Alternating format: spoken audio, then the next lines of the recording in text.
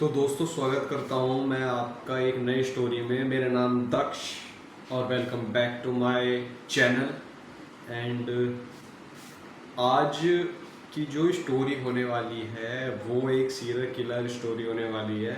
जी हाँ, जो कि इंडिया का टॉप की लिस्ट में से एक नाम है, जिसका नाम है चंद्रकांत जहा।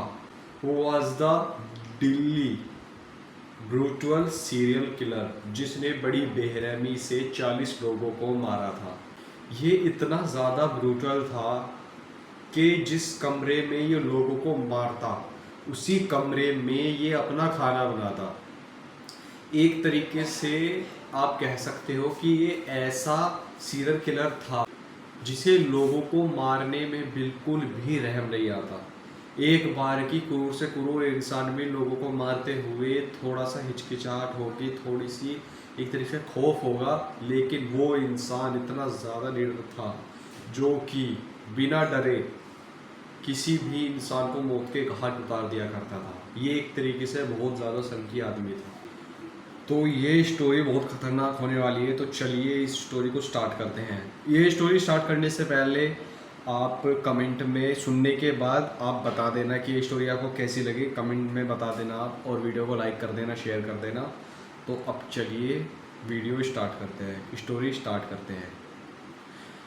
तो गीता में ये लिखा गया है कि किसी भी क्रूर इंसान को या जिसने पाप किया हो उसको मारना कोई गलत चीज़ नहीं है। भगवत गीता में भी ये लिखा गया है कि किसी गलत इंसान को मारना कोई गलत नहीं है। और कुछ काम ऐसे होते हैं जो गलत होते हुए भी गलत नहीं होते। ये जो वर्ड्स थे ये उसी सीरियल किलर के थे जो कि अपने वकील को बता रहा था।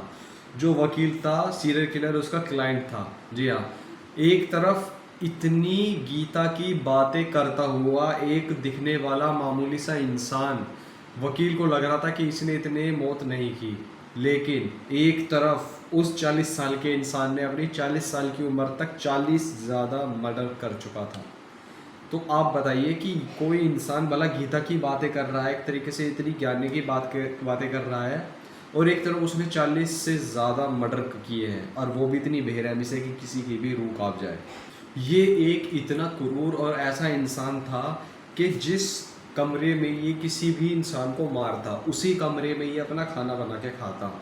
ये इतना ज़्यादा क्रूर था कि जब ये अरेस्ट हुआ तब इसके शक्ल पर, इसके फेस पर बिल्कुल भी कोई भी, एक तरीके से होता है कि कोई इंसान गलती करने के बाद अगर वो पकड़ा जाता है तो उसे अपने फेस पर शेमलेस महसूस होता है, मतलब शेमलेस एक्सप्रेशंस फेस पर होते हैं, बट वो उसके फेस पर बिल्कुल दिखाई नहीं दे रहे थे। उसके फेस पर ऐसा बिल्कुल नहीं लग रहा था कि वो एक तरीके से पछता रहा है। वो इतना ज़्यादा एक तरीके से एटीट्यूड, ईगो टाइप का उसका फेस था कि उसके फेस को मतलब कोई भी इंसान बता सकता था कि इसे अपनी गलती का बिल्कुल भी पछतावा नहीं है। आप बताओ कि कितना खतरनाक सीरियल किलर रहा होगा ये। आप स्टोरी आगे और सुनिए। तो इस कहानी की शुरुआत हुई अक्टूबर 20, 2006 को, जब तिहाड़ जेल में किसी एक अजनबी का कॉल आया और उसने कॉल पर कहा, जब ये कहा कि गेट नंबर 3 पर एक टोकरी में किसी इंसान की लाश को रखा गया है। ये सुनने के बाद जो दूसरी तरफ वाला आदमी था उसके पैरों तले से ज़मीन खिसक गई। भला तिहाड़ जेल इन दिल्ली की जानी मानी इतनी एक तरीके से सेफ है जेल है, और उस जेल के बाहर एक टोकरी में किसी इंसान की लाश को रखना, ये काम वही इंसान कर सकता है जिसे अपनी मौत का या अपने कुछ भी नुकसान होने का बिल्कुल भी डर नहीं। तो उसी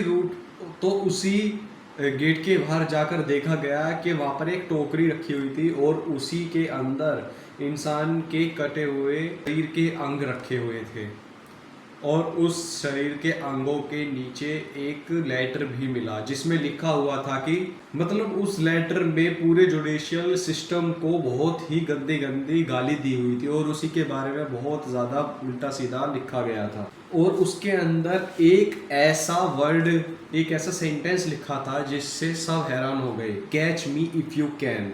ये जो सेंटेंस लिखा हुआ था उससे जो तिहाड़ जेल के जितने भी बड़े बड़े इंस्पेक्टर और एक तरीके से जेलर्स थे वे भी एक तरीके से खौफ में आ गए कि ऐसा कौन सा इंसान है जिसमें इतनी हिम्मत हो हमें चैलेंज करने की। मतलब नॉर्मल सी बात है, आप बताओ, आप किसी पावरफुल पॉलिटिशियंस को, मतलब उसकी बात नहीं, एक बार की कोई ऐसा बंदा, भला इतनी हिम्मत किस में है कि कोई जेल के बाहर जाकर ऐसा काम करे और वहाँ पर लिखे catch me if you can, कि अगर तुम में हिम्मत हो तो मुझे पकड़ कर दिखाओ।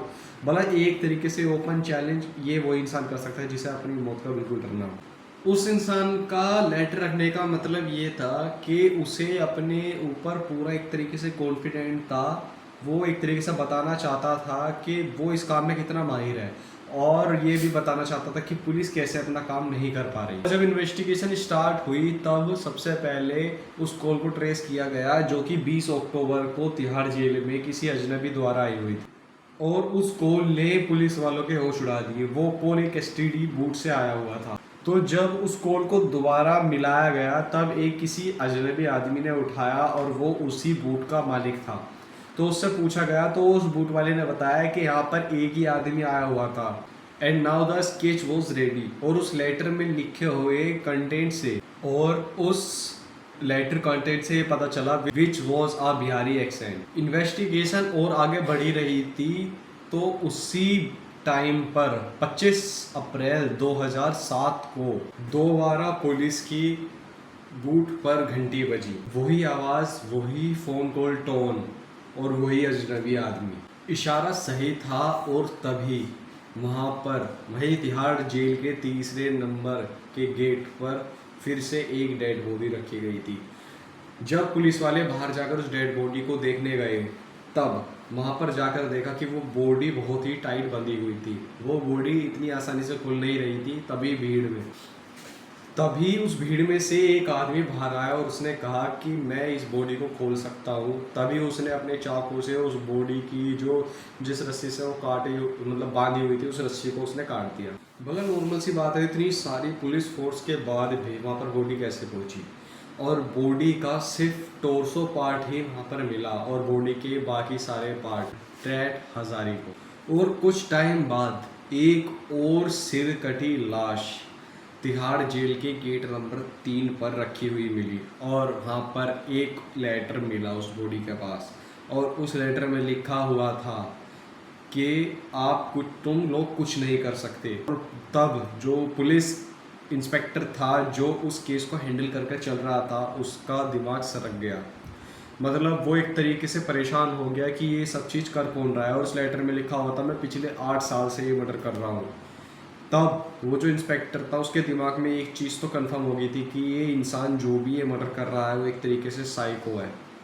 वो इस पैटर्न को इतने साल से करता आ रहा है, और हमें अब जाकर ये चीज़ें पता चल रही है। और अगर वो सच्ची में एक साइको किलर है तो इसी पैटर्न को दोहराकर बार बार आगे चलकर ये मर्डर करता रहेगा।